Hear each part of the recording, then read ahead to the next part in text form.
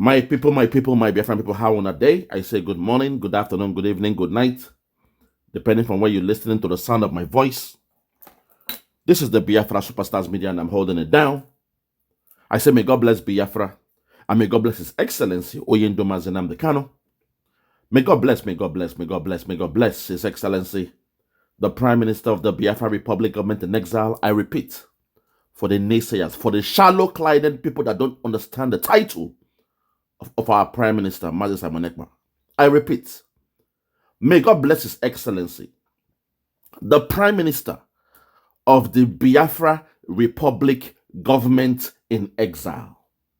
Of the Biafra Republic Government in Exile. That's the way I'll be speaking to the zoo right now, because they are shallow-minded. They are illiterates. They are functioning illiterates. They refuse to understand, to comprehend things when it comes to we, the Biafrans, when it comes to our affairs. So going forward, we shall be speaking to them like the children that they are. Ordinary someone's title, they don't know it. The Prime Minister of the Biafra Republic Government in Exile. They will say, no, he said he's the self-acclaimed Prime Minister of Biafra. They call him the self-acclaimed. Ordinary basic title of a job role, of a position, of a political office. These animals living in dark ages. When we call you a shithole, you get offended. But you are worse than a shithole country. You guys, you are backward. Deliberately backward. Today, let us speak to this man, Senator Abaribe. Abaribe, you in Abuja. You live in Abuja. Simon Ekpa is not the reason why you senators, you politicians from Biafra land are based in Abuja. Simon Ekpa is not the one that when even Nnamdi Kanu came out peacefully speaking from 2012, and by 2017, oh my God, have mercy, he had a bail in your zoo courts. But that same year, your so-called president, Buhari, sent his Fulani killer headsmen dressed in Nigerian military uniform. At least now we know who they are. During that time, you all called them the military. No, they were the Fulani headsmen dressed in Nigerian military uniform. They went to the house of Nnamdi Kanu, a man on bail in your so-called court. A man who was exercising his bail rights in your so-called shithole country. No, your president sent his terrorist squad, known as your military, to the home of Nnamdi Kanu to go and kill a man in bail, to take the life of a man in bail. In that process, 28 innocent lives were killed.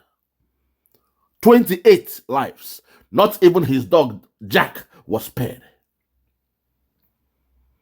But today, the zoo that are calling Simon Ekpa the killer of his people. Simon is the killer of his people. Simon kills his people. Where were they when Buhari did what he did?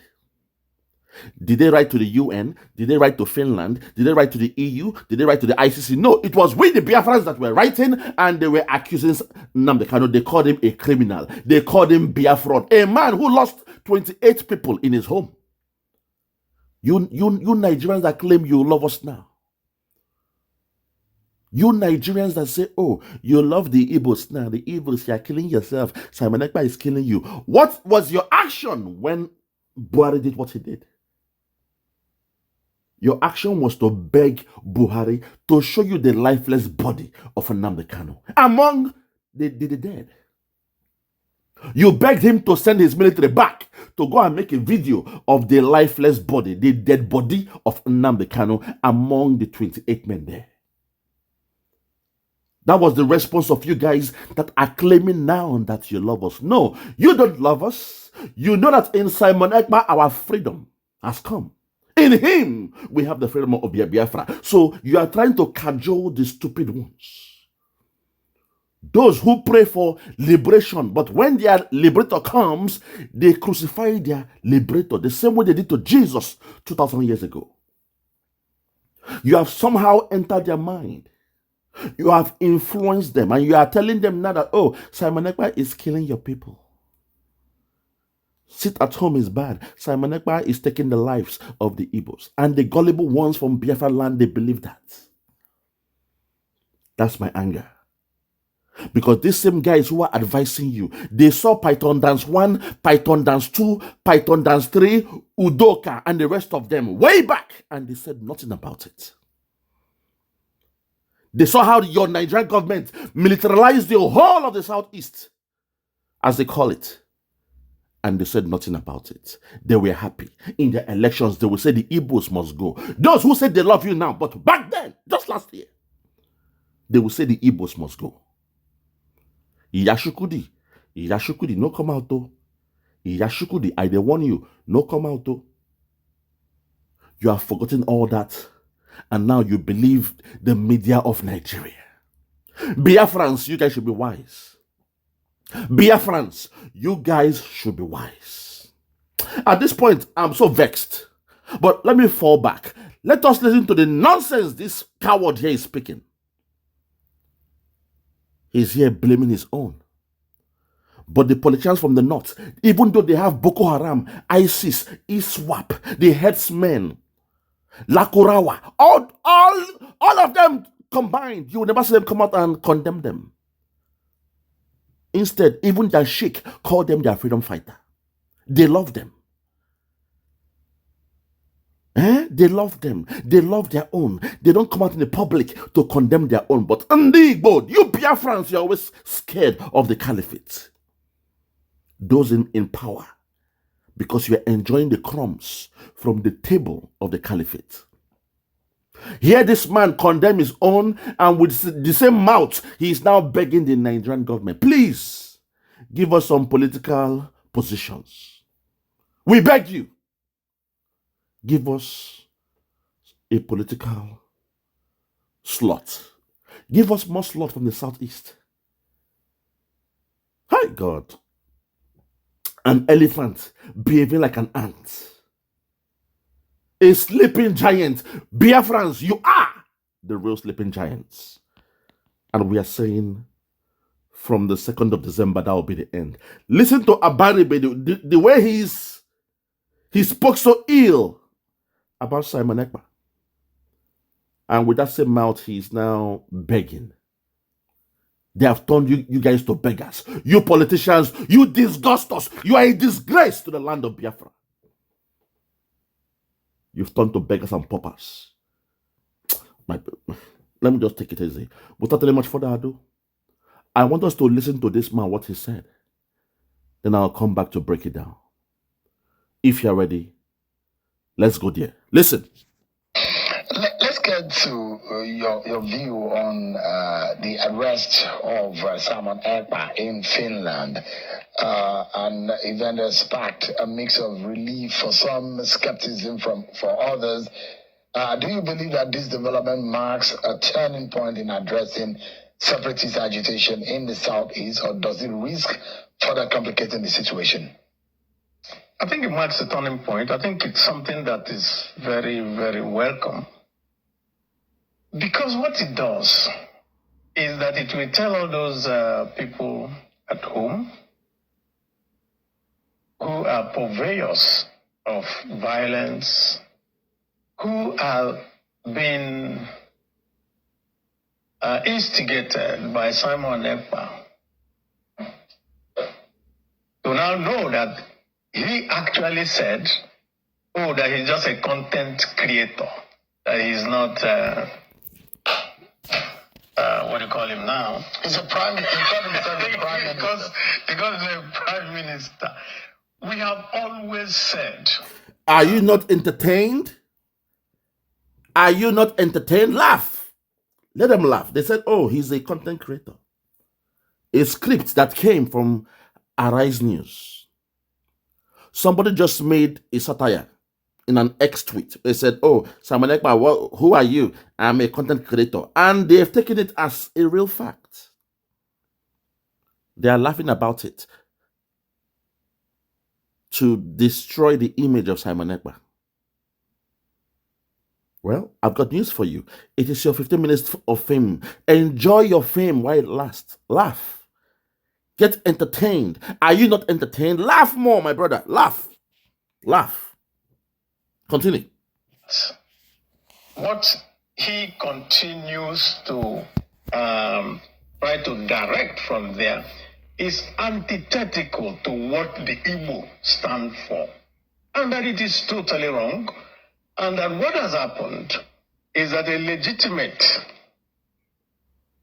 I will say, quest by the IPOB seeking non-violent referendum was turned by all these, I will say, kidnappers, criminals, and everyone. And hold it there. Yes, the so-called IPOB, they are seeking non-violent, all the stuff you said about it. But guess what? Your same Nigerian government, while you were under representing them, they went all the way to Kenya to kidnap the leader of your IPOB that you call us. They kidnapped our leader Nnamdi Kanu. While you said theirs was non-violence, according to you, I'm quoting you. Theirs was what? Non-violence. But that same Nigerian government, when it was peaceful, when we were carrying flags, white flag, when we went to church to pray, they sent their military to come and take lives, not to arrest, to take life.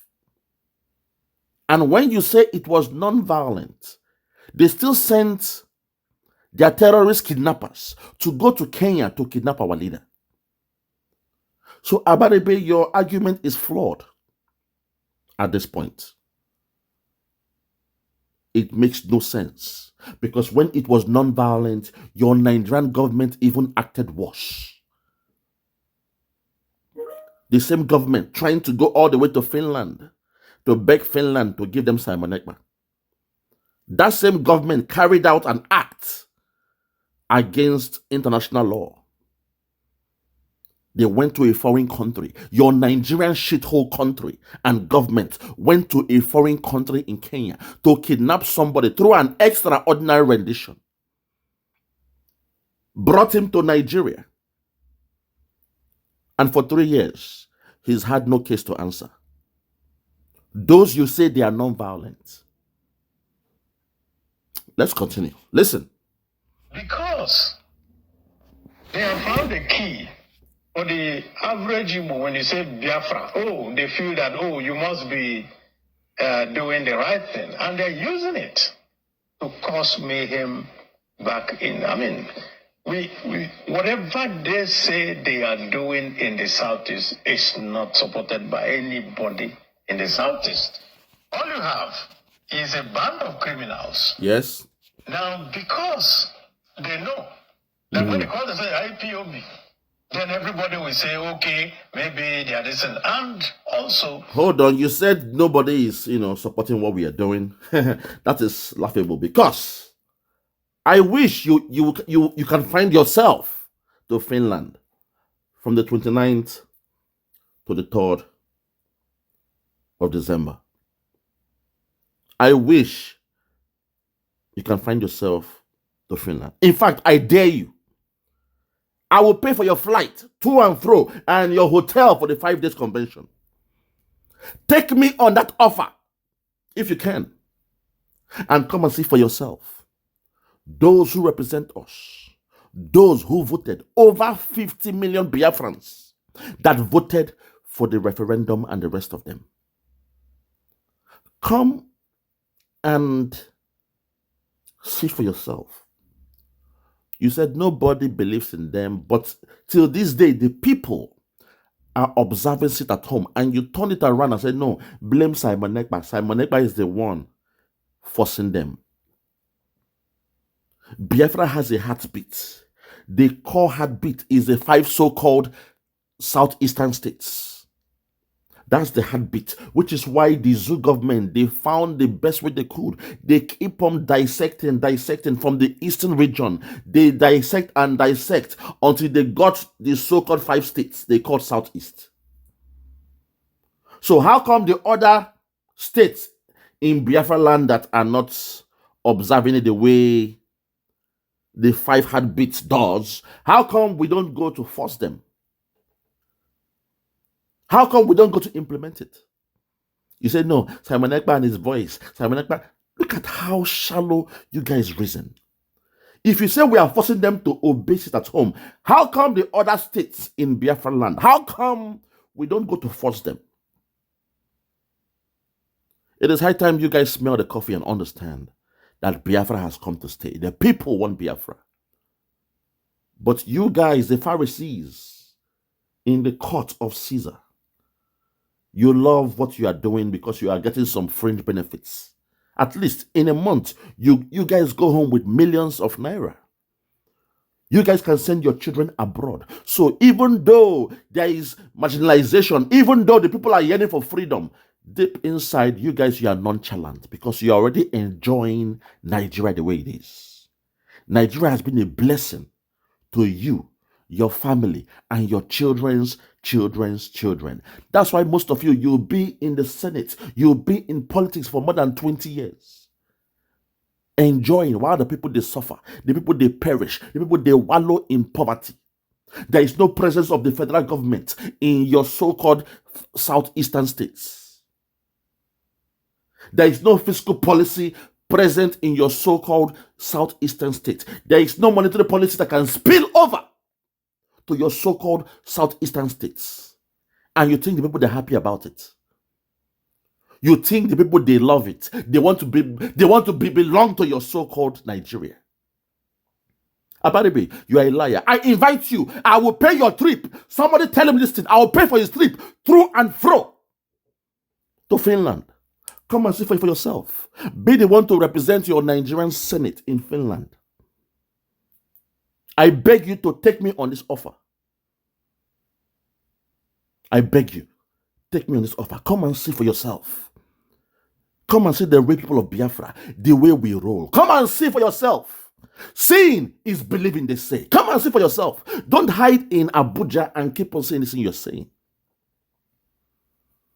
Biafrans that live in Abuja are the rich ones, the business ones. Come and see for yourself. I'm not saying go to the southeast because you are scared to go to the southeast. Come to Finland, a safe place. Come and see for yourself. I dare you to take me on this offer. Come and see for yourself. Come and see for yourself. That's all I'm saying. I dare you. I dare you. Let's continue, I beg. Our security agencies also find it difficult to discern between a criminal and somebody who is saying he's doing agitation. And so every little thing that happened, they will now say, oh. It appears that Simon Ekpa and some of his friends were feeling a vacuum left after the arrest of Nnamdi Kanu. Well, what vacuum? I mean, Nnamdi Kanu was engaged. All of us have been going around trying to make sure that we deal with the matter to make him come out, which we continue to tell the federal government that he is the key. Reason is that everybody using his name and the name of IPOB to perpetrate violence and mayhem. Hold it there. He is the key. You guys don't, you see, this is the problem. You don't know how evil that country is. Most of you are already blinded because when you see them in the Senate, you chat with them, you laugh with them, and now you assume they're your friends. If you think that zoo, they will release Nnamdi Kanu, then it means someone like you are also myopic in the way you reason. You are shallow in your thinking. Your IQ is very, very low. If you think the caliphate will release the savior of the Biafrans, you see, you guys make me laugh. Just yesterday, Aloy Ijima called the lead counsel of Nnamdi Kanu. They went to court to discuss a civil case of Nnamdi Kanu being tried illegally. What happened? The judge was absent. You guys don't know what is happening. The judge to hear the case was absent. It means the next date might come up in 6 or 4 months' time. That's the way they roll in Nigeria. You guys are wasting your time. You all say, oh, Nnamdi Kanu is peaceful, oh, Simon Ekpa is the problem. But your caliphates, they went to Kenya to kidnap the peaceful one. Finland, listen.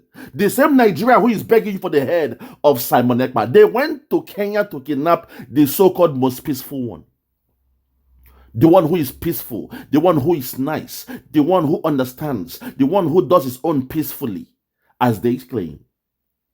This same one, your Nigerian government sent Boko Haram to his house to go and kill him. And in the process, 28 people in the home of one man was slaughtered.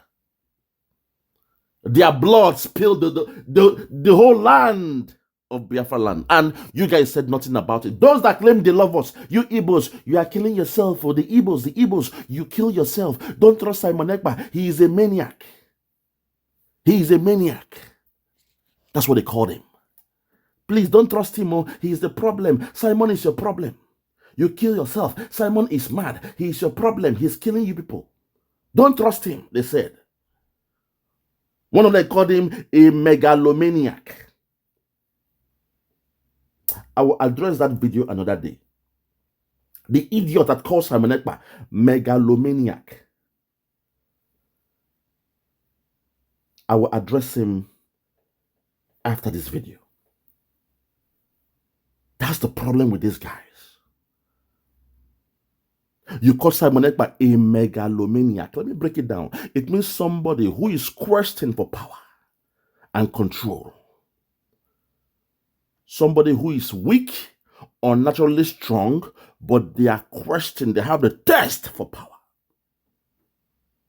But that same man who called Simon Ekpa such a name will not call somebody like Tinubu, a man who said, Emi Lokon, Egbekini Iwa, Emi Lokon. That's a perfect example of a megalomaniac. Somebody who has a lascivious control for power. But no, they will call Simon Ekpa a man loved by the people, a man who the people they voted for. Show me how many other leaders in that zoo that is as charismatic as Simon Ekpa. Show me one or two that they love in your so-called shithole country. None. But somebody will refer to Simon Ekpa as a megalomaniac. I will deal with the video next after this one. Somebody like Wike can be called a megalomaniac. When you use your word, use it the right way.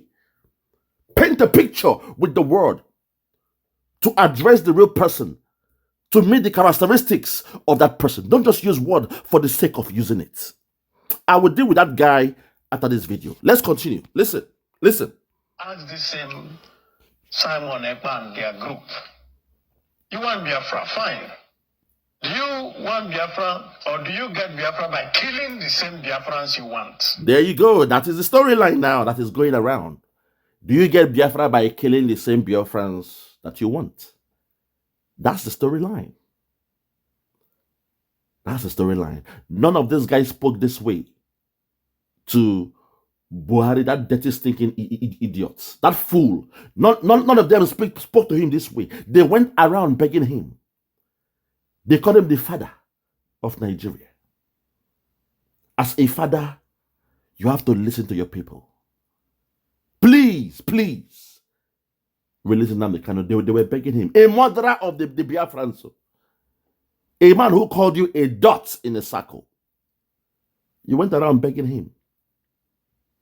And now, for the first time, somebody that could match the caliphate in a language they understand. You cowards are out here calling him the name that befits your zoo government. You are calling him the mother of his people. God have mercy. Ndi Igbo, when una go wake up. Ndi Igbo, when una go wake up. Look at the caliphate. My anger is the caliphate. They've all kept quiet. Those you said they are not educated, they have kept their mouth shut. Watching the Igbo and the Yorubas attack themselves. Watching the Middle Belt attack the Igbos and the Yorubas. While those that you said they suck the breast of cow, they shower with the urine of cow, they make love to their cow. Those ones you said they are illiterates. See the way they just fold their hands, watching you guys attack yourself. They fold their hands, watch you guys attack those ones you love. Hi, God have mercy. Ndigbo, you Biafrans, now who doing this thing? Eh? Now who doing this thing? You say you want freedom. When the one coming to give you the freedom, the Redeemer, when it comes, you are the same people that will now connive and take him out. Now you are saying Nnamdi Kanu is peaceful. You will hear him say that. You will see him speak well for Nnamdi Kanu, but the same government did the unthinkable to Nnamdi Kanu. That same government. So if you say Nnamdi Kanu is peaceful and Simon Ekpa is violent, how come the same government spends so much money to go to Kenya to kidnap, not to arrest, to kidnap the most peaceful one? Biafrans, make una wake up. Ndigbo, politicians from the southeast, make una wake up.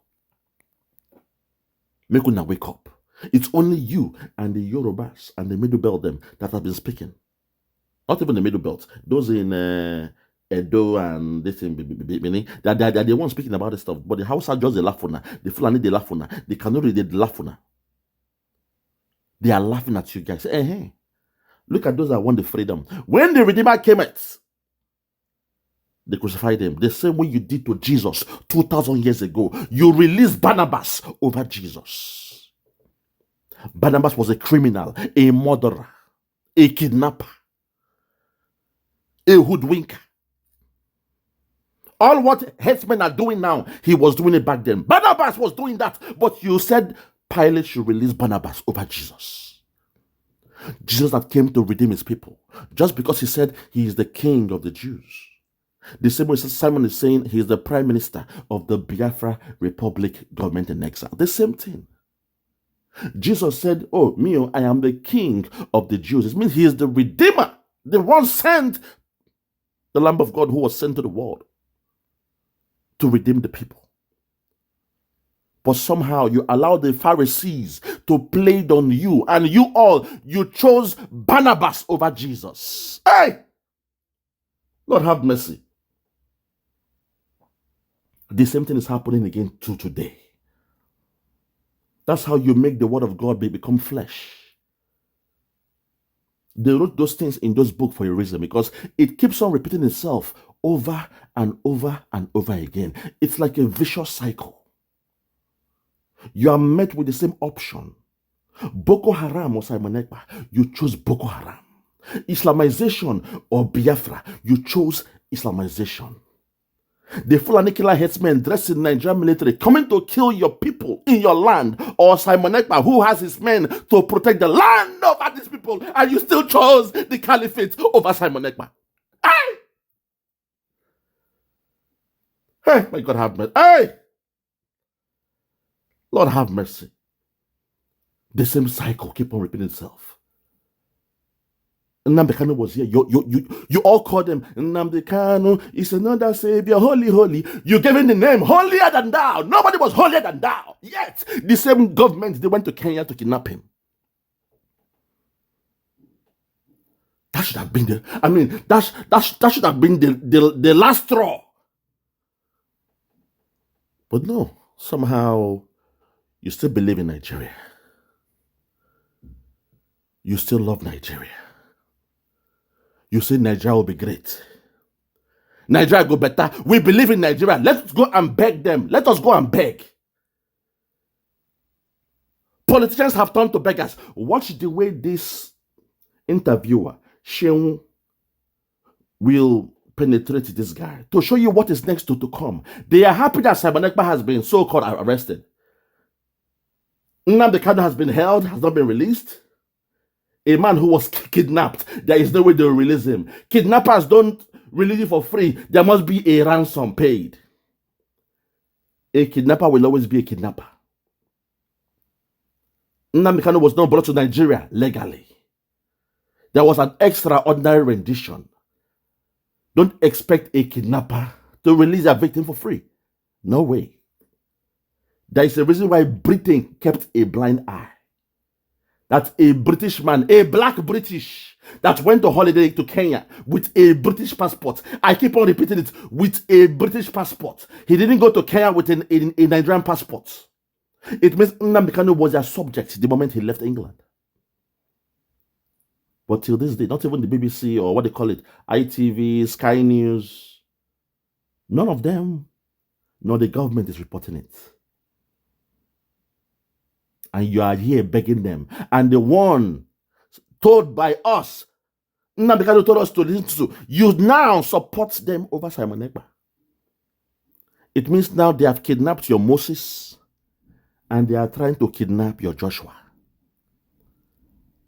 And you politicians, you Pharisees in Abuja, you still love them. You love the caliphate. Listen to the way Shehu will catch this man. He thinks by condemning Simon Ekpa, it means, okay, all is now well and sweet. Listen to where Shehu would not catch this man to show you guys the next phase of the caliphate. You people say the caliphate is not, that they are not educated. You guys are making the biggest mistake because somebody will not go school. Somebody in the exam hall can still give him the real answer just to write. Britain has a script. Britain, the English you speak is a language from Britain. In Wales, they speak Welsh. In Scotland, I think Gaelish and the rest of them. But in England, they speak English. So this grammar you guys are blowing. You are saying the Fulani, oh, they are not educated, oh. They are not smart. Well, the king of English, those that gave birth to that language, they give the caliphate the script on how to outsmart you guys. And they've been doing it well. So yes, laugh them that, oh, they are the least educated in Nigeria. Say that at your own peril. Because they have the blueprint on how to deal with you guys. The same way Britain dealt with you guys when they came to Islamize you, they came back again to colonize you. And to some of you, you have forgotten the Islamization of Nigeria. You only remember the colonization of Nigeria by Britain.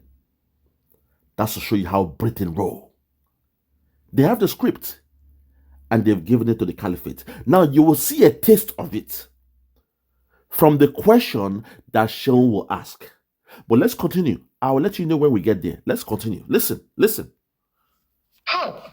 How does murdering people, how does kidnapping people, how does going around and spreading mayhem, killing policemen, burning police stations down and all that help you? How? I mean, calling Nigeria animal farm, calling Nigeria zoo, calling Nigeria all sort of painting the picture that this is a hell on earth, a country that is unlivable, and giving an impression from outside of the country as though anyone who is in government or anyone who represents any other thing other than IPOP is a villain. Now, this is the beginning of the trick. Now, we told you the zoo, they are master of what? Tricks. Because Britain has given it to them. They are master of it. And this guy who is speaking, perhaps he came with a script. I'm not sure. But for the fact he took it that way, you will see where he's landing. Just watch you.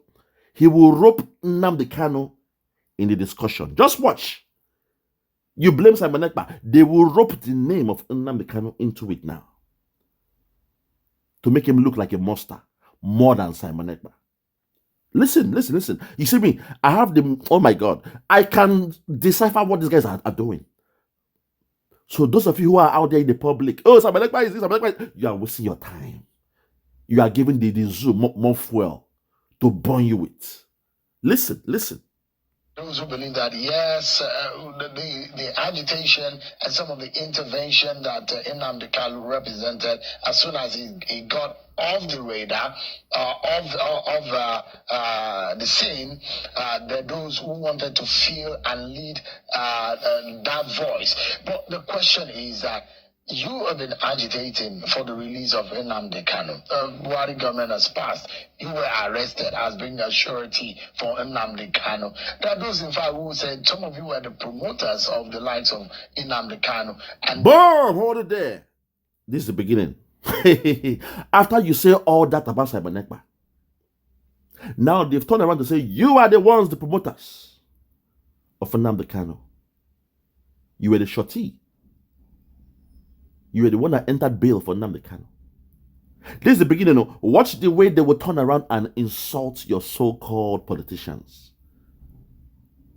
Just watch. How many of the northern politicians have you seen come out this way to condemn Boko Haram, ISIS, ISWAP, headsmen, even Lakurawa that just came from nowhere? Lakurawa has been there for 6 years. They kept quiet. Nobody heard about them. They were thanking their God, praying for them to grow much further. 6 years ago, there was Lakurawa. No northern politician came out to expose them. But Simon came in the scene to protect the land. He has the blueprint. Under 2 years, look at how far he has gone. And those who are enjoying in the palace of Caesar,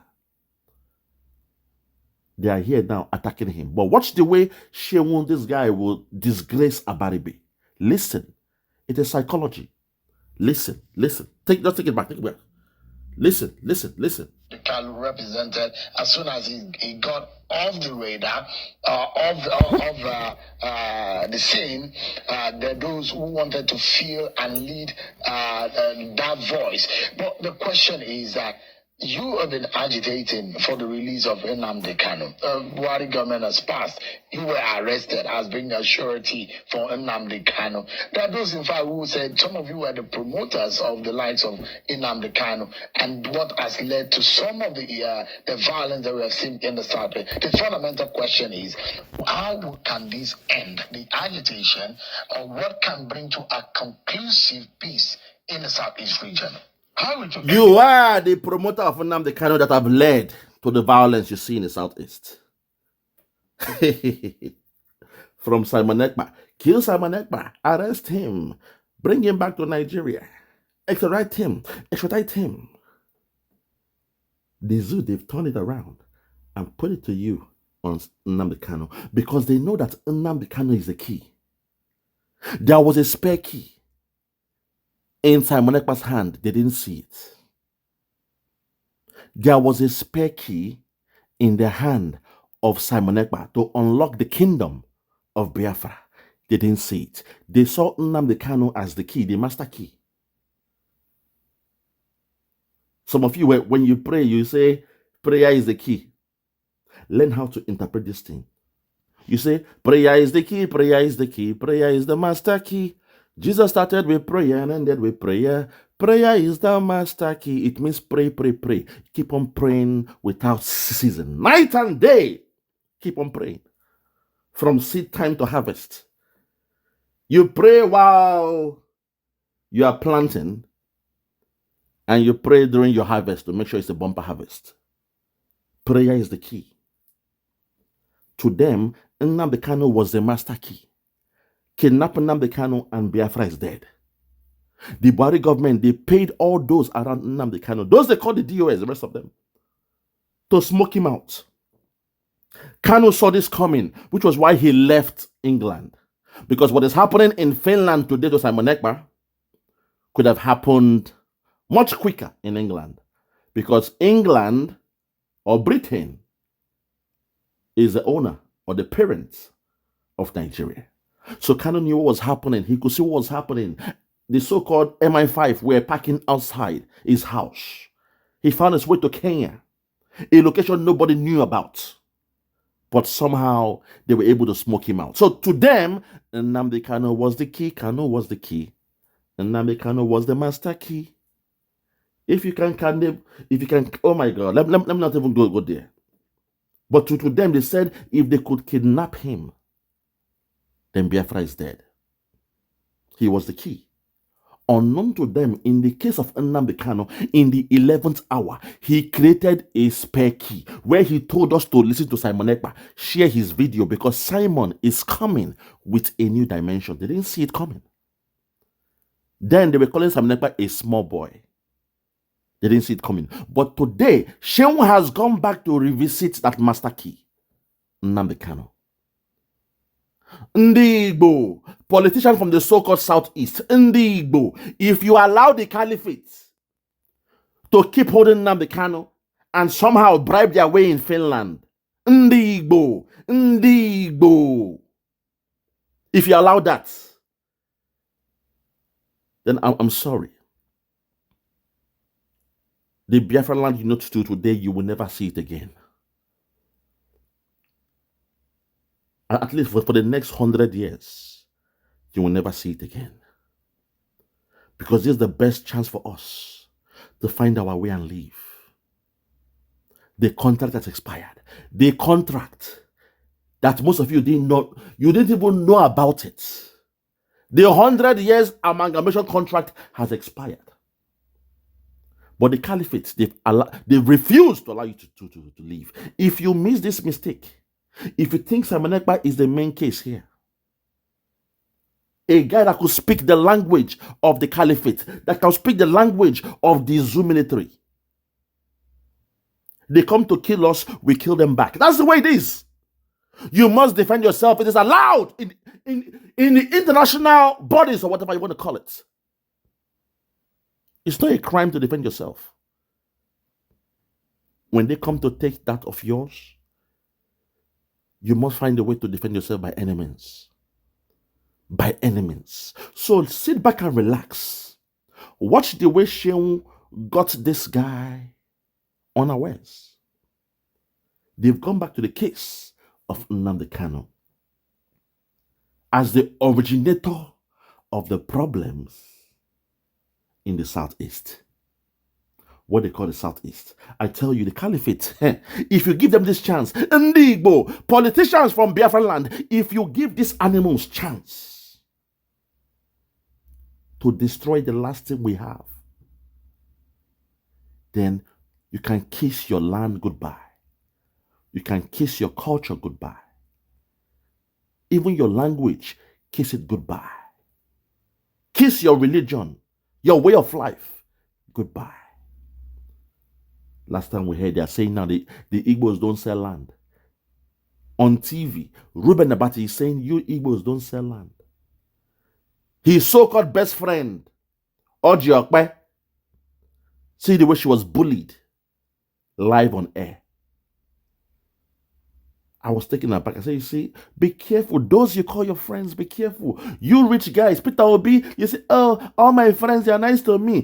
Don your Kukwe is doing to you what Ruben did to our sister, Oji Ekpa.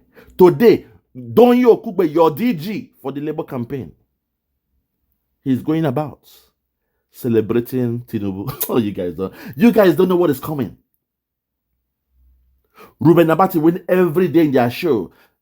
Next to you is Oji Ekpa coming with the news. Oji Ekpa coming with the news. Oji Ekpa. Every day he's shouting that name. You would think they are best of friends. But just one day she checked him in what he said about the Igbos. She said, there is a news that this is going on. Are you happy to, recant your statement or to clarify your statement? See the way he lost his cool. Shouting at her. Not only shouting, showing the venom in his face. I was taken aback. Live on TV. The only presenter they call by his title, Dr. Ruben. In a program, you don't do that. You call them by their first name. You call them by their first name. No title there. If a presenter, you call by their, because you're all equal in the panel. I digress. Let's come back to this. It's just to give you a taste. Those who say, oh, the caliphate, they're our friend.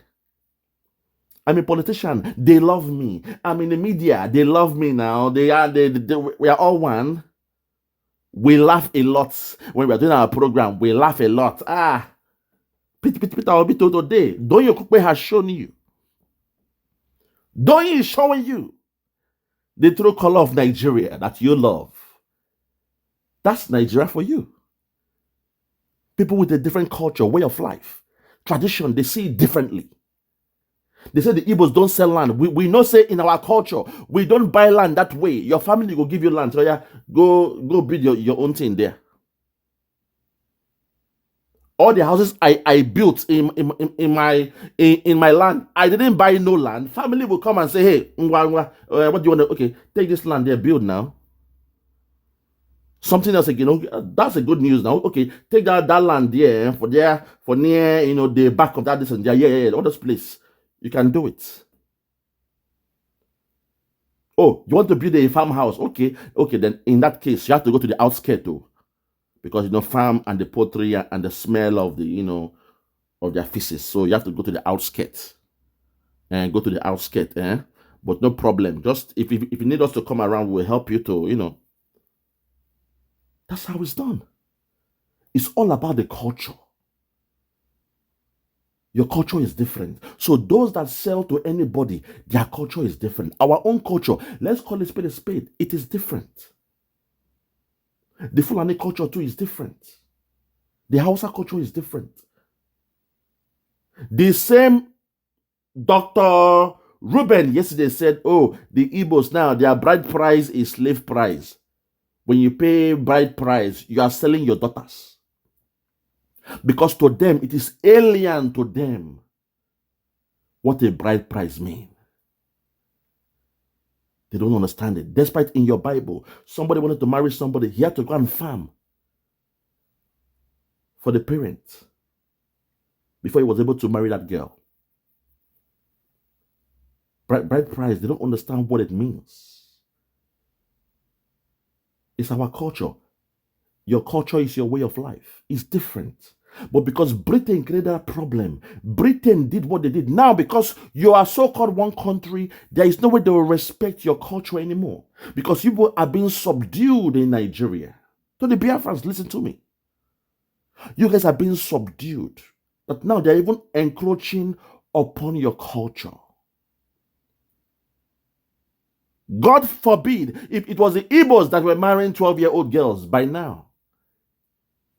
Our nickname will be the pedophiles, the Igbo phobias, the Igbo, they will give you name as a pedophile. They'll be insulting us as pedophiles. But thank God, it's not part of our culture to do such. But those who it's in their culture in the north to do what they are doing, these guys, they are scared to attack them because they are the ruling class. That's how you know when you are being subjugated in a country. That's when you know it's the best time to leave. When people don't laugh with you, but they laugh at you, it is the best time to leave. So in this case, this man here, he assumed that Shehu is his friend. He's happy attacking Simon Ekpa. Abaribe was attacking Simon Ekpa. Now Shehu has spilled it over. He has turned it around. Because him don't catch Abaribe for the blockage. And say it is better to grab the bull by the balls than by the horn. Grab the bull by the balls and the bull will sit still. Today, Abaribe don't talk, trying to appease the caliphate, attacking Simon Ekpa. Suddenly, this man don't catch him now for Siki 1. So if you're ready, let's take it there and I'll allow it to flow. Listen.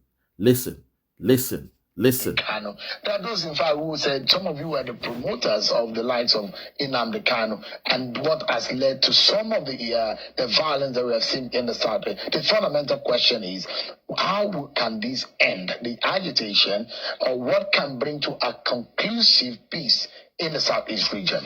How it will end is simple. Every one of them claims that it is because Nnamdi Kanu is incarcerated. Okay. That is why they are doing. They are not. That's not why. It will end when Nnamdi Kanu comes out And then we now know who is a genuine agitator and who is a criminal. Akuko. How do you go about that? How you go about that is that when Nnamdi Kanu comes out, then he can know his followers. Listen, no. By extra legal or judicial means. No. Listen, no. Nobody will now have a reason to say, oh, we are burning down this station, we are killing this policeman, we are killing our own people, nobody's doing, you are going to be doing sit at home because he is incarcerated. Senator, listen to the trap now, please. Listen to the trap. Lend me your ears. Listen to the way this man was caught.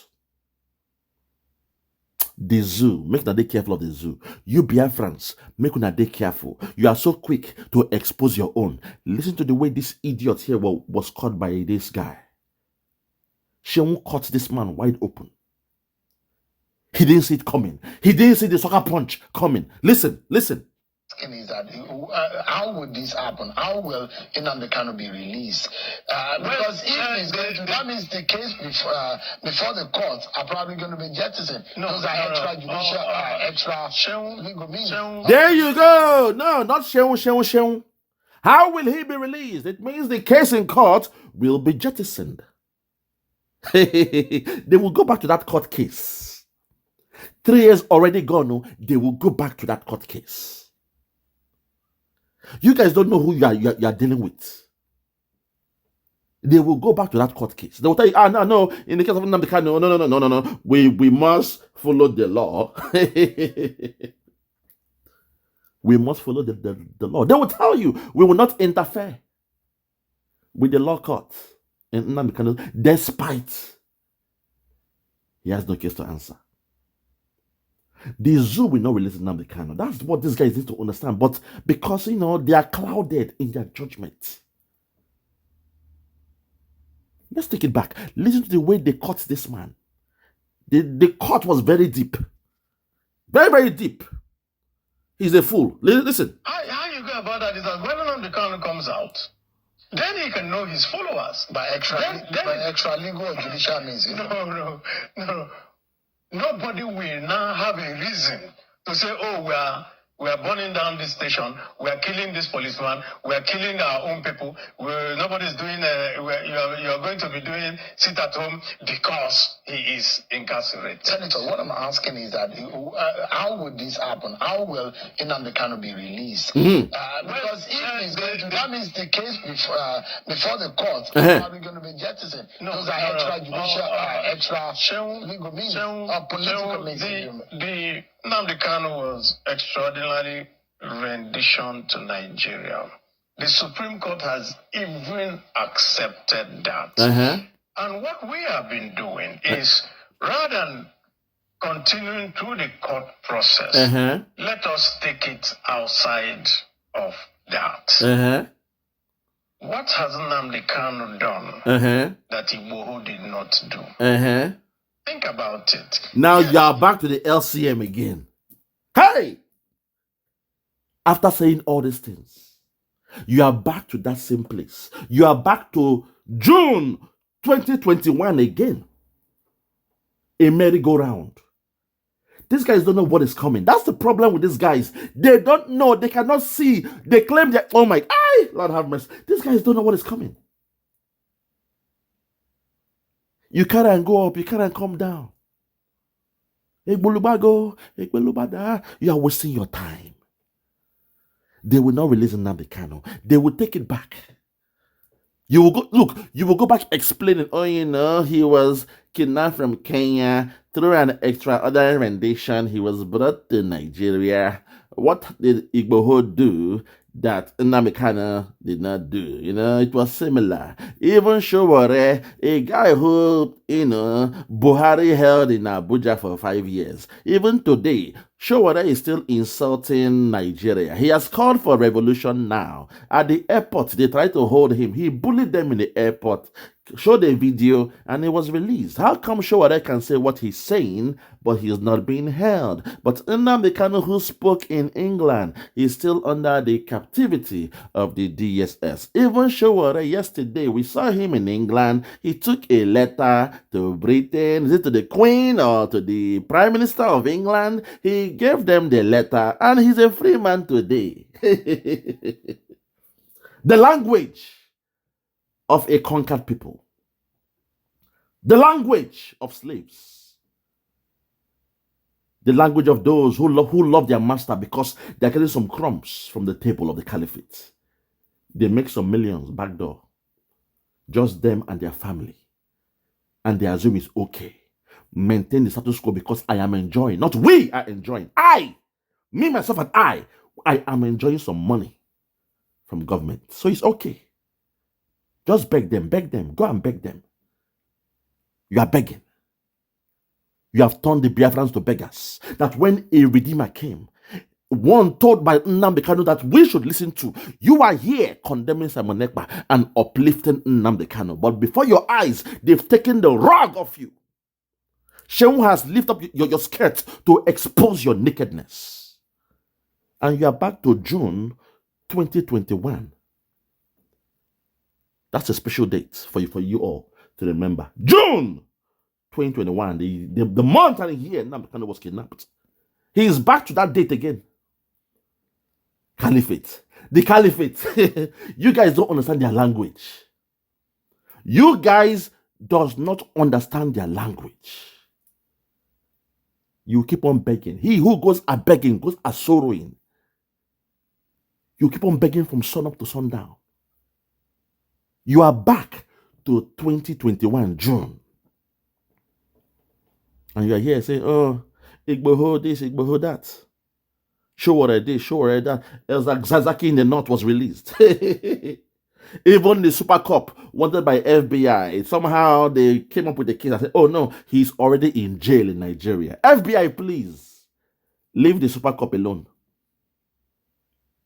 That story is somehow, I've even forgotten the name of the Super Cup. The cabal will make you forget their own. You'll forget their own. You will love them. You see, the cabal, they respect Simon Ekpa. But they are surprised that you guys have made their job very easy. Say, whoa, are you saying the Igbos, they are not the one attacking Ojukwu? That is how they see it. It's like, put your mind, during the Biafran War, 1967 to 1970, before Gowon sent his military down to Biafra land. Imagine the eastern region coming with a faction attacking Ojukwu, blackmailing him, trying to kill him. They kill people and they blame him. Gowon will be smiling from ear to ear. And he said it. He said, only if he had known that just to bribe a few will lead to the eastern region attacking Ojukwu, he could have done that. He would have spared the life of 7 million people. Had I known that these guys, all they want is some crumbs on the table. All they need is to promise them governorship. All they need is to say, hey, look, don't join them because you are very, very, I see something great in you and I believe I can make you my successor. When I leave as president, come, I will make you president. The Ebonyi governor and all those guys, they were promised presidency. They were promised. And because of that, they proscribed IPOB. They came and killed us. They created Ibubeagu and the rest of them against those coming to redeem their people. Selfish interest. Today, this one who is talking, Simon, buy him, is a problem. Now, Shehu don't open his skirt to expose his nakedness. In Yosu, they will say, breeze don't blow, Fawanyash don't open. But in the Western world, we'll say, lift up his skirt to expose his nakedness. Because during those days, men used to wear skirts or probably gown. So lift up the garment to expose his nakedness. Abaribe is here confused, looking perplexed. He didn't know what hit him. You see, the media, they come with a script. They come with a script. The cabal give them a script. Somehow they do this stuff. I don't know how they do it, but they always do it. In the case of Simon, they say, oh, the self-acclaimed Prime Minister of Biafra.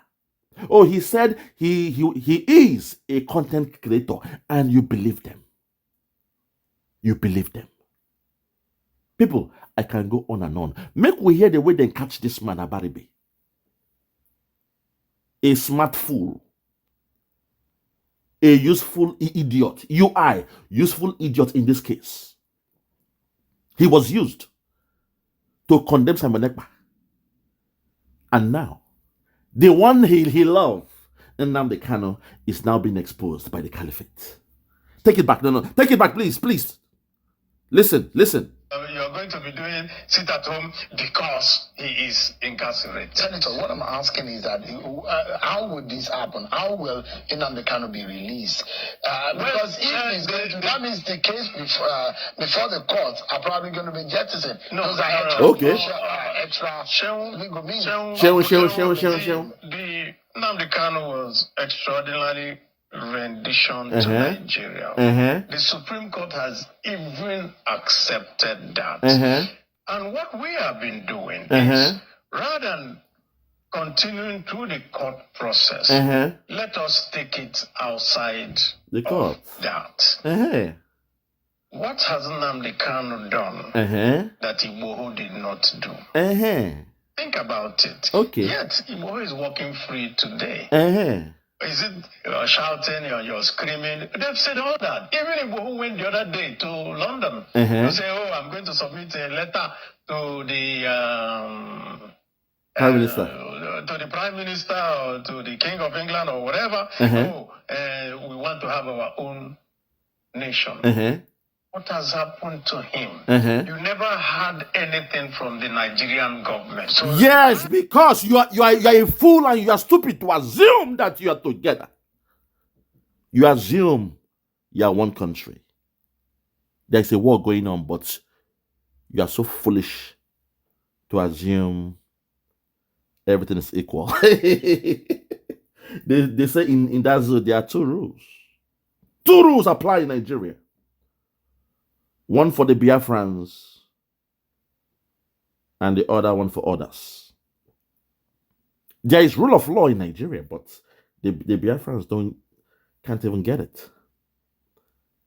Others do get it, but the Biafrans will not get it. Even the terrorists, Boko Haram, ISIS, ISWAP, headsmen, Lakorawa, they have more rights than the Biafrans because they go around committing mayhem, genocide, killing and everything. But at the end, that same government say, oh, we have forgiven them. They are now repentant. They are born again.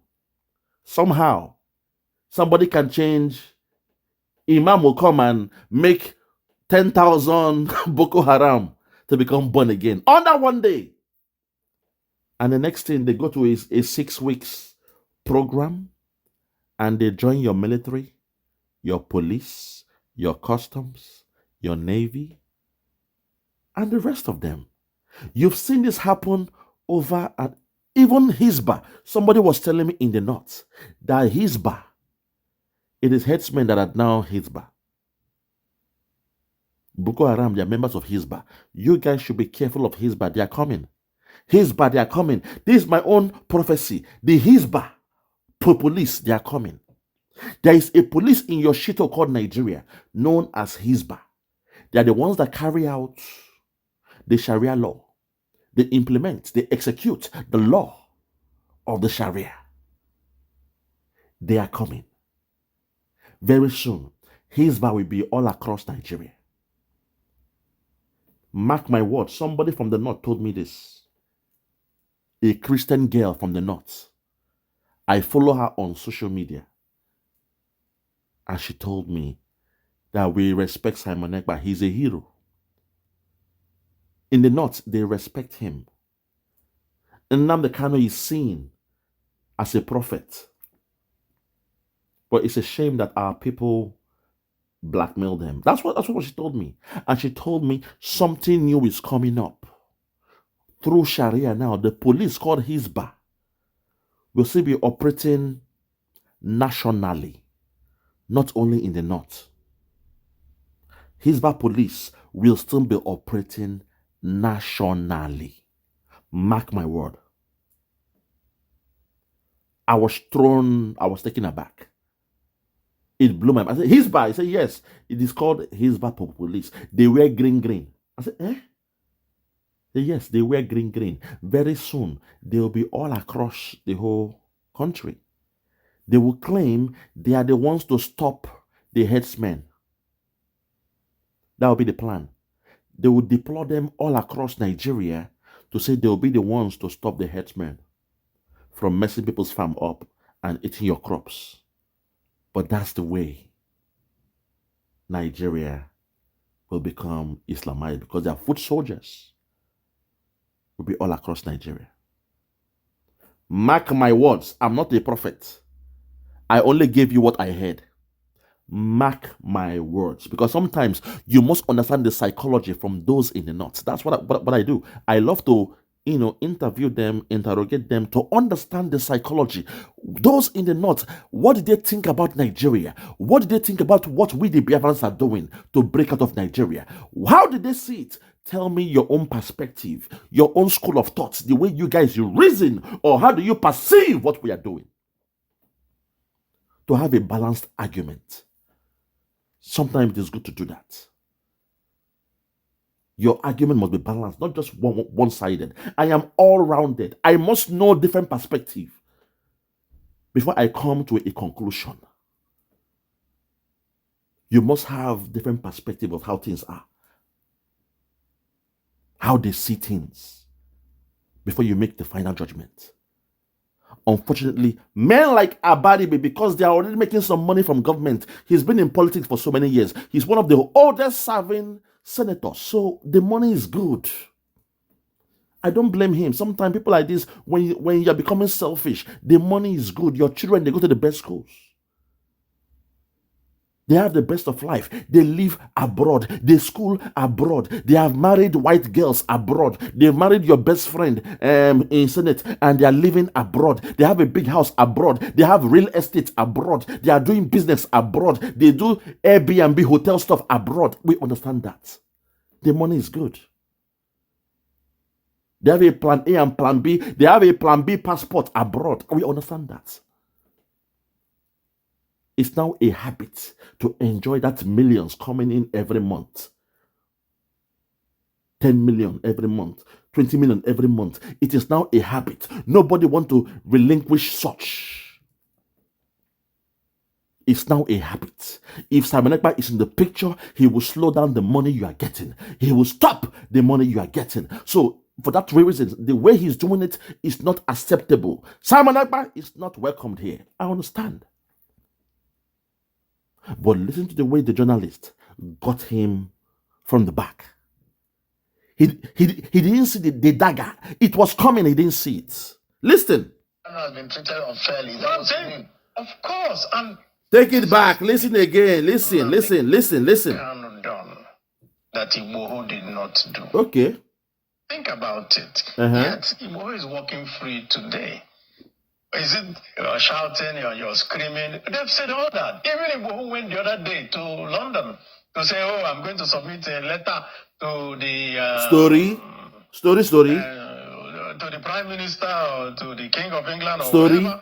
Oh, we want to have our own nation. What has happened to him? You never had anything from the Nigerian government. So Kanu has been treated unfairly. Of course. Listen. This is the issue now. Listen. The Southeast, 5 states. Listen. 50 ministers. A state like Ogun State has 4 ministers. Hold it. Back to begging now. Listen to the story now. Back to square one. Something that we have come to solve, to say, okay, enough of this begging and crying. Have your nation, we shall give you a nation. But now they are back to square one, back to begging again. Listen to the way they are begging again, back to square one. Just listen. The whole Southeast, just that 5. Okay.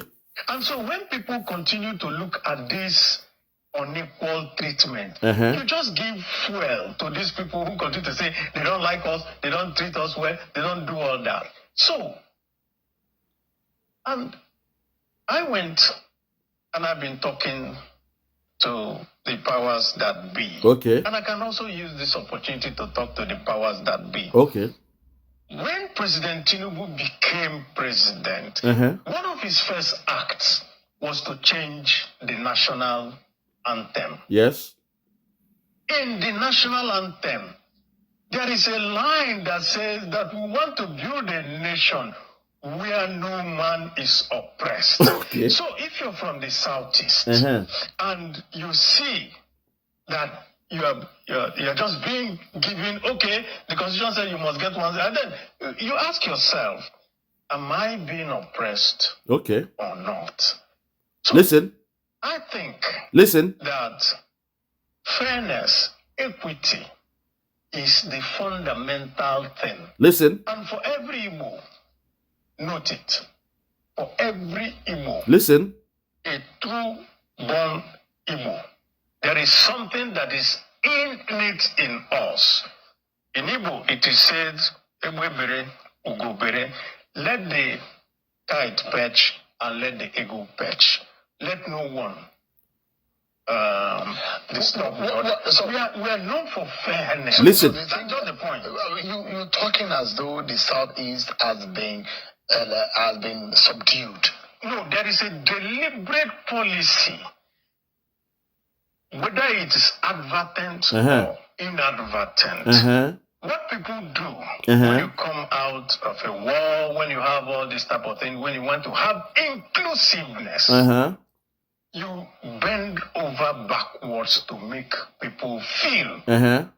that they are also part of this polity. Okay. And I say, and I repeat, you cannot have in your national anthem where you say, where no man is oppressed, and you continue to oppress a group of people. All you do, So the Southeast is an oppressed people. Boom!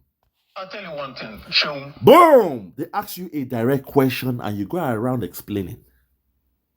This is where Sean was not giving him the dagger. Dagger. Punchline. He's back here now explaining, begging. He's now in a stage or in a state of servitude.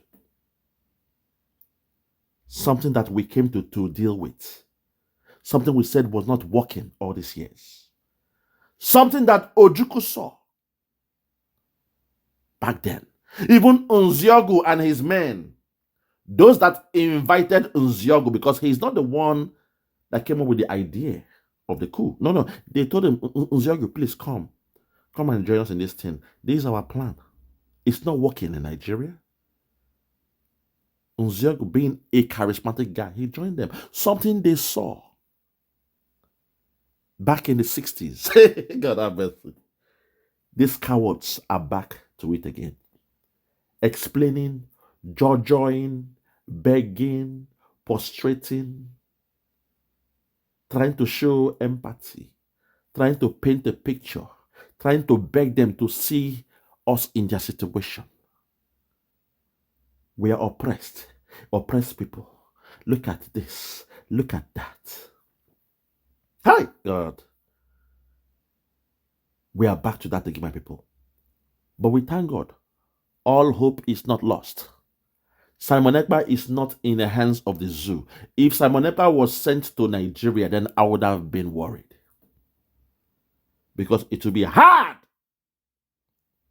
to have someone like him come again. It takes a century to have someone like Simon Ekpa. A man who is fearless. A man that was born for this job. Unfortunately, in so many occasions, the one that can take him down will always be those amongst you Go and check the fight, the boxing of Tyson Fury versus this guy, Deontay Wilder. The second fight, the only way Tyson Fury could defeat Deontay Wilder was to go back to America and hire a coach, a black man who is into southpaw. And the black man now knew the secrets of Deontay Wilder, and he coached Tyson Fury on how to defeat Deontay Wilder, which is why in the second fight and third fight, Tyson Fury dealt with Deontay Wilder. Your secret is only those amongst you that can leak out that secret to the enemy. Today, they are back to the stage of servitude. Today, they are back to that stage where when the federal government, they are discussing their security, matters. No Biafra man is there. They are back to begging. They are back to being humble. They are back to being slaves, good slaves in Nigeria. Why? Because these men you are seeing here, they are making some millions already. Just a handful. They are making millions from government as politicians. So they don't mind, they don't care to keep on begging because they themselves and their families, they are doing well. Let's continue. Let's continue because of time. From Lagos to Ibadan. Listen. I think, from Abuja to Kaduna. It's about 100 and something kilometers. Is that not so? From Onitsha to Enugu is 120 kilometers. Okay. 60 checkpoints. Listen. How can you have that? Okay. The whole of the Southeast is the most policed area in the world. Listen, now, when you hear this man speak this way, you would think this is Simon Ekpa speaking. These are all the talking points of we the Biafrans. 60 checkpoints. 60 checkpoints.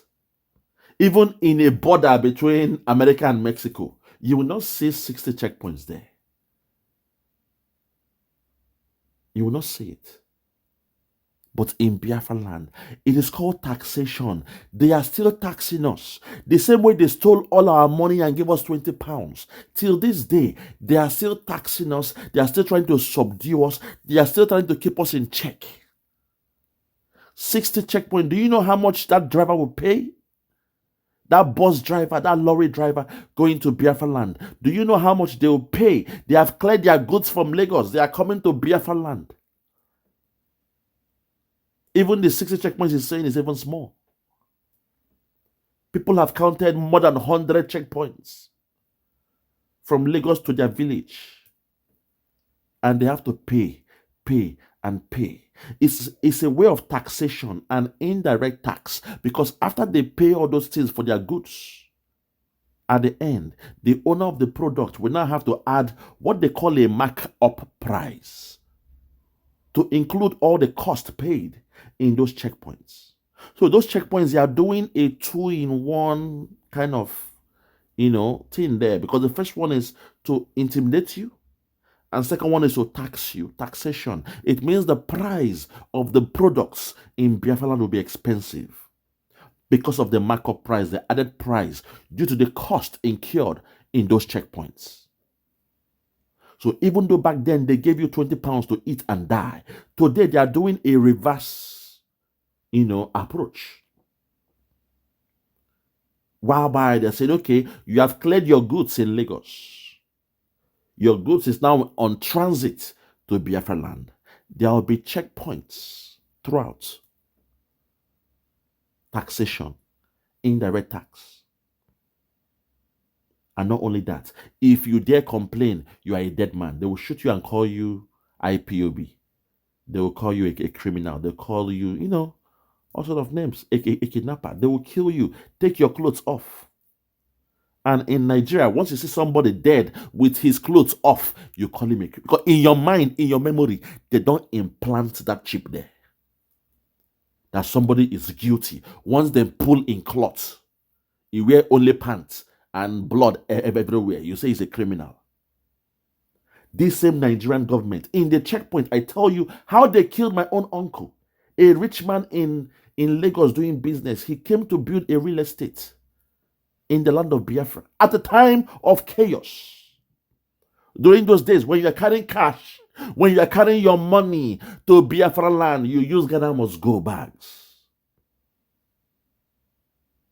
And they killed him, stole the money. We saw them shoot that gun. We saw the military kill them. We made phone calls. And our uncle told us, hey, he has just called his friend, who is a police officer. They said, we should just keep on going. Don't even go back. That he's a criminal. They stole, he stole some, they just lied on him. We said, but there was money in the car. They said, no, they opened his car. There was nothing there but guns. Hey! God. Oh, Lord have mercy. Lord have mercy.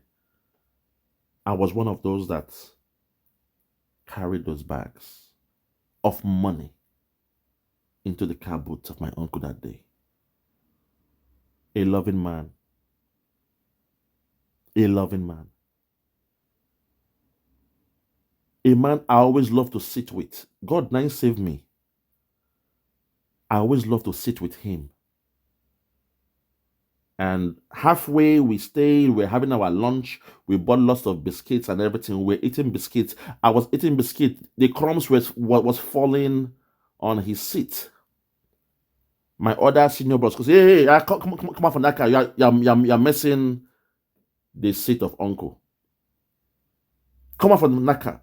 I came off the car of my uncle and sat in the front car. That's what saved my life.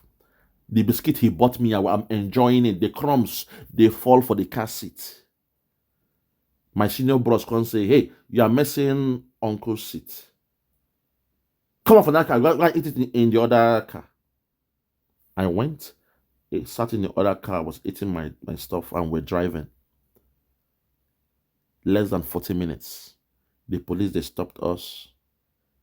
They checked our own car. We didn't have cash, but we had some money. We bribed them, Hey, you. We give you the money. The next car was our uncle's car. He was there, yeah, guys. But somehow they could smell the money. I'm now suspecting, because I spoke to my mom about it. I'm now suspecting it was an inside job. Probably somebody told the police that, hey, that man, they come. Money go there inside that car. Because I told my mom the story. Say, come, mommy. When I was young, that thing happens. It be like saying, them. Or say, somebody told a policeman, Now the uncle friend, 9 tell police say, they carry money go do business for village. Because it makes no sense. He was just there by his driver. And maybe they got the reg number because the car was coming from Lagos. At the checkpoint, they stopped him there. Guys, definitely they will give them some cash. But luckily for us, they didn't know we were following ourselves. So they stopped him, give some money. They came out. Next, we now constantly of why are they wasting time? And we not say money there for the car. So we can't stop for front. We they wait. Next thing, Tom. Gunshots. They can't drive the car, enter bush, mom well. Police or the army can't drive the car, enter bush. When we saw that, we were in panic. We drove a bit further, called our uncles who know somebody in police or whatever. They did not make contact. Say, their uncle just got shot or this.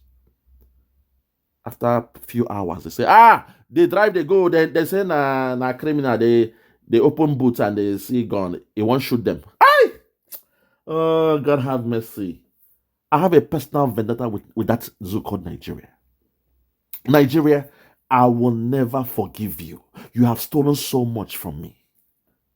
Nigeria, I will never forgive you. Because if I was still in that car eating my biscuits, they would have killed me and him. I would have been a dead man because there will be no witness. They leave no eyewitness. They took all the Ghana must go. Till this day, his real estate was not completed. Halfway. He built the houses halfway. Before I left that shithole country. Police checkpoint, military checkpoint is a problem. It's a second way of taxation. A man lost his life. A man lost his life that way. When you say these things, there is no sympathy. Those in the media don't care about it. Because to them, we are nothing. Kill the Igbos. They are so pompous. They feel too confident. Kill them off. We don't care. That's how they feel about us. That's how they feel about us. Not only that, in the Biafran war, I told you how my dad lost his real estate. Okay, let's continue. From Owerri, Baba, which is just barely 36 or 37 kilometers, you will find 30 checkpoints. Every 1 kilometer you have a checkpoint. Isn't it because of the unrest and some How of the can it be violence? because of the unrest? Yeah, they are not unrest everywhere. You have unrest from here to Kaduna. Are you saying there is a deliberate I say it's militarization a of the very region? deliberate, and we have shouted, we have screamed, we have told the military, look, there's something that is going on in the southeast today. That is the worst that you can ever see. You're coming out in a transport vehicle. Nobody will check the transport vehicle. You come to an army checkpoint, they will just say everybody come out and walk. Whether it's raining, whether the people are sick, whether it is, why do you have to do that? And this is in this country. It doesn't happen anywhere else. Not in the world. Everybody in the southeast, How can this wrong be? that is the point. The only way it corrected. can be corrected is that the people in authority, if the IG makes an instruction today and says, I want you to dismantle all these illegal checkpoints, because I call them illegal, they will, of course, do it. But then what happens is that, Port Harcourt to Owerri, you continue going through checkpoints, and at every checkpoint you pay. Wouldn't you be allowing all these unknown gunmen to That is the operate point. So why is it that this unknown gunmen Listen. still operate with all these checkpoints? You ask yourself that question. There seems to be some a bigger picture about the perception of the Saudis, and I'll get to some of the liberalness that a lot of people perceive does not exist in the region. First and foremost, do you think that if Peter Obi had won the election, 2023 presidential election, Back to Peter Obi again. Hold on there. You see how? Back to Peter Obi, back to election. They've left the problem now. They're talking about politics. Biafrans. Hey, God. So you see the way Shehu, they give this guy the uppercuts. Dagger. Punchlines. Trying to embarrass him. Peter Obi again. Do you think if Peter Obi has won the election, Biafrans, make una wake up. Biafrans, Simon Ekpa is not the problem. Don't believe those who are saying, oh, Simon is killing the people. Ask them, where were they when their government went to the house of Nnamdi Kanu to buy 28 people? Where were they during the Biafran war when 3 million babies lost their life through Kwashoko? Where were they? What were they saying when 7 million people died in Biafra? Nigeria didn't say anything during those days. Those that were Nigerians, so during the Biafran war, they said nothing. Not even their media. They said nothing. It took the Irish. The Irish. Because they have a personal vendetta with Britain. They gained their freedom from Britain. So they understand the game of Britain. It took the Irish there, to say, okay, what is going on here in this eastern region? Irish priests, those who also came, to volunteer to help and to assist us. They saw it's okay. The best thing we can do is to shame the one pulling the strings. the puppet master. It is Britain. The best thing we can do is to shame Britain. Because if the British people can see what the foreign policy of their government is doing abroad, they will throw the stones at their government. So Irish came with a plan, said all the children you can find with Kwashoko that are still alive, gather as much as you can. In just one community alone, they gathered as much as they could. They took pictures. And somehow those pictures were telegraphed back to England. On the tabloids, British people for the first time, they saw the impact of the foreign policy of their government, of their British government. They saw the way they were killing people in Biafra land, all because of foreign policy. For the first time, when they saw it, they were ashamed of their government. For the first time. And before you knew it, Britain has to start, coming up with a plan B. So thanks to the Irish, people from Ireland, not your media. Today, you are crying to your media. Hey, please, look at what they are doing to us. Do you think the media don't know? You think they don't know about the checkpoints? You think these guys don't travel around Biafra land and they see those checkpoints? They know, but they don't care. Because deep inside, they have a problem with you guys. Deep inside, they don't care. And to an extent, they are scared of the bully in the classroom. When a bully is bullying somebody in the classroom, you have been through that. The bully, they bully somebody. Una not say what in the bully they do, no they good, but you'll be laughing. Benga, now for you.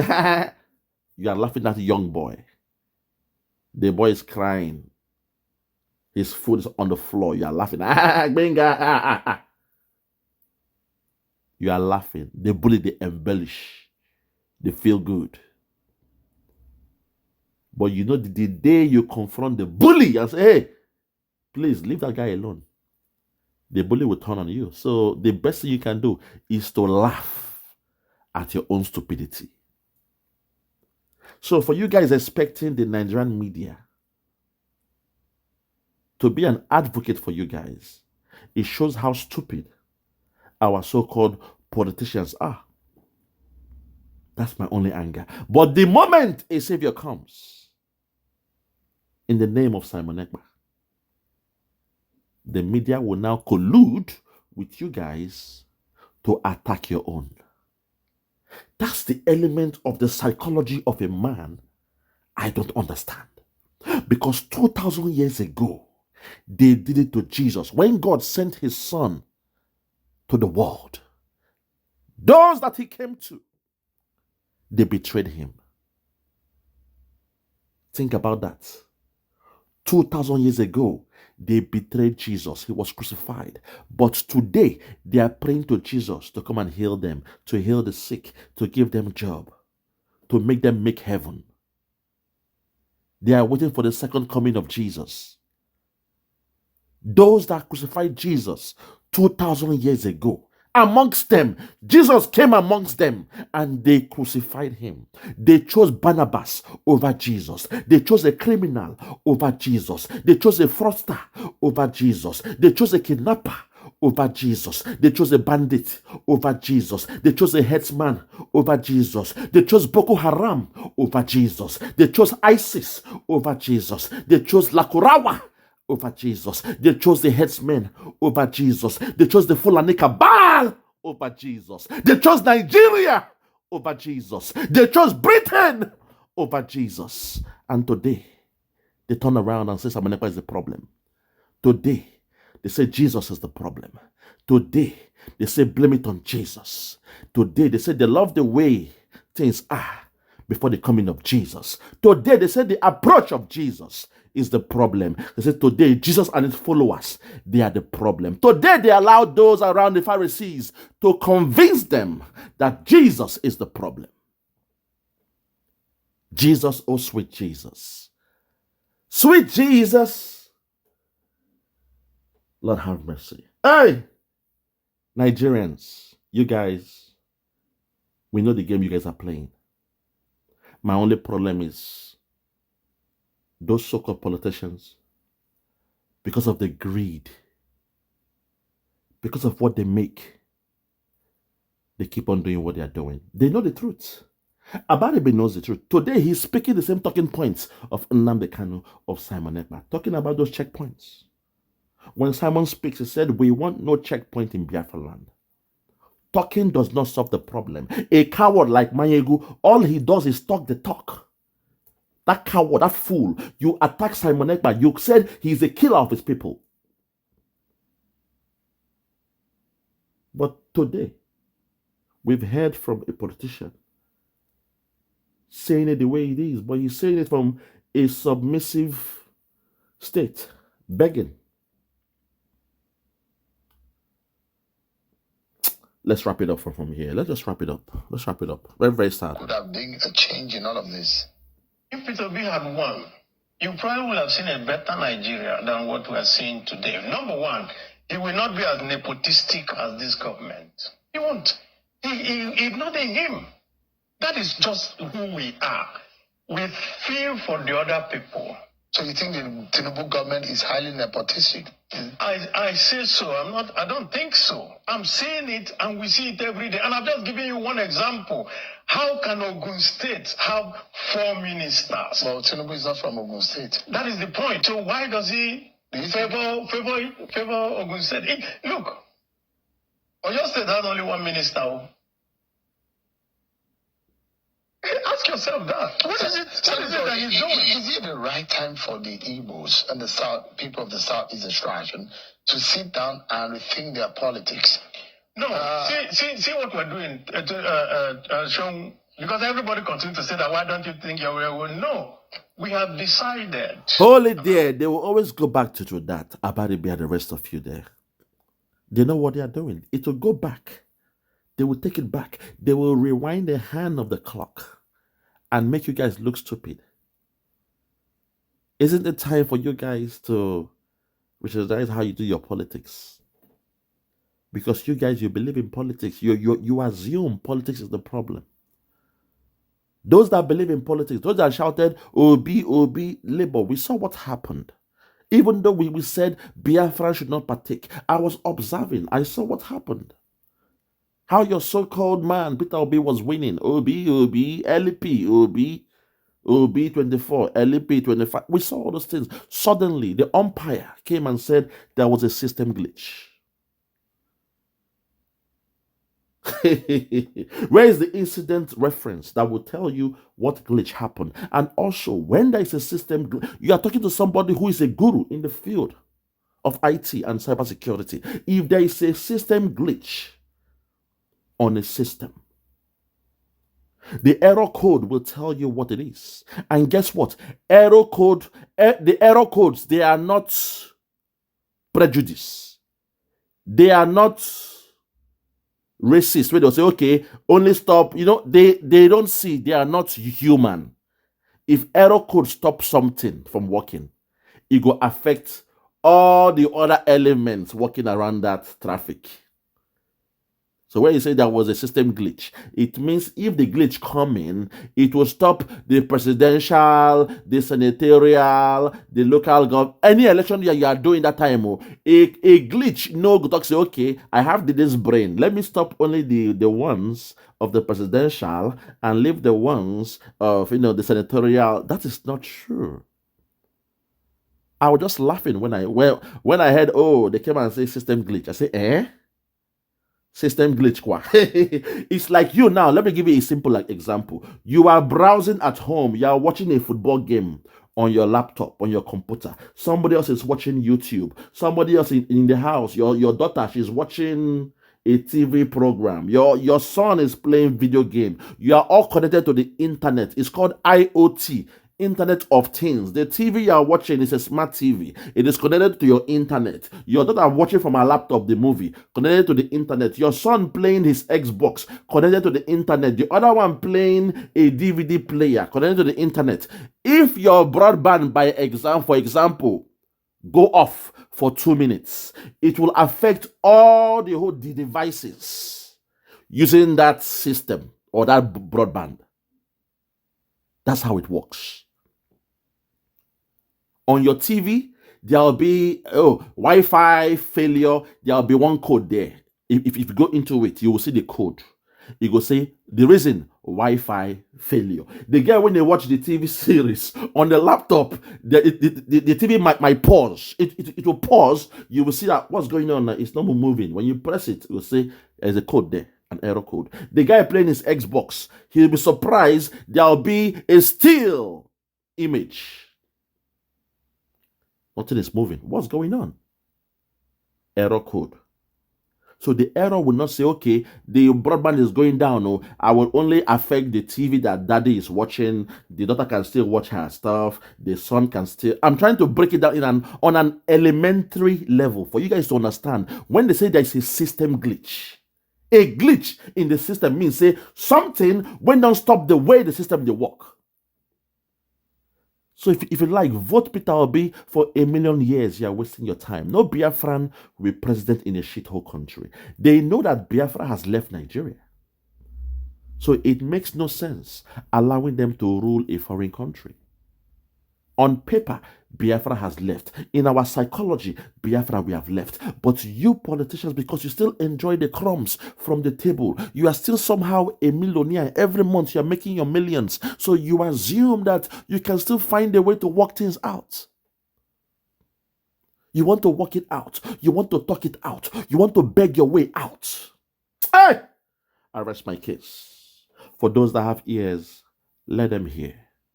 For those that have ears, let them hear. I'm not here to discuss the politics of Nigeria. Allow the dead to bury the dead. As God said, give what belongs to Caesar, and to God to God. Today I am saying, give what belongs to Nigeria, and to Biafra. I'm not here to analyze the games they play. Now we they laugh. Because at the back end of any glitch, we are the ones that go there to check to see the error code. In the error code, there is a manual that will tell us the reason behind the error code. Even if it was tampered with, we shall know the operator, the user that caused that error to happen. In the back end, you will see all the information. So forget that nonsense they were saying in that Zoom. It's what they call the least privilege access at the back end of a computer, of a system, of a software system, of a server. A least, oh my God, I just want to go deeper. A least privilege access. Most of you, what you have is your user access.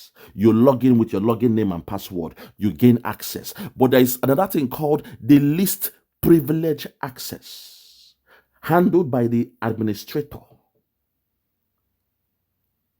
Now them go see everything. They say, okay, they said there was a system glitch, but this user logged in and plugged in a USB dongle.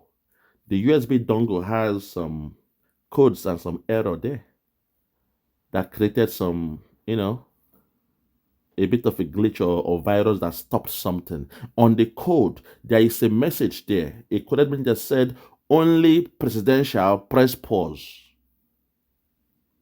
Presidential result, press pause. If it's the senatorial reply, say no. If there are codes, you write a code, but it will come in. So I was just laughing when they were saying, oh, system glitch. It sounded so nice in the ear. But I knew what happened. That was when I knew that Nigeria is really gone. Because for the first time, even the youths came out. The youths, the sheep. In one voice, meh, meh, Peter Obi, meh, meh, meh. Peter Obi is what we want. I rest my case. For those that have ears, let them hear. For those that have ears, let them hear. From me, from here, for now, I just want to say good morning, good afternoon, good evening, and good night. I remain yours truly, Biafra, Superstars Media. God bless you.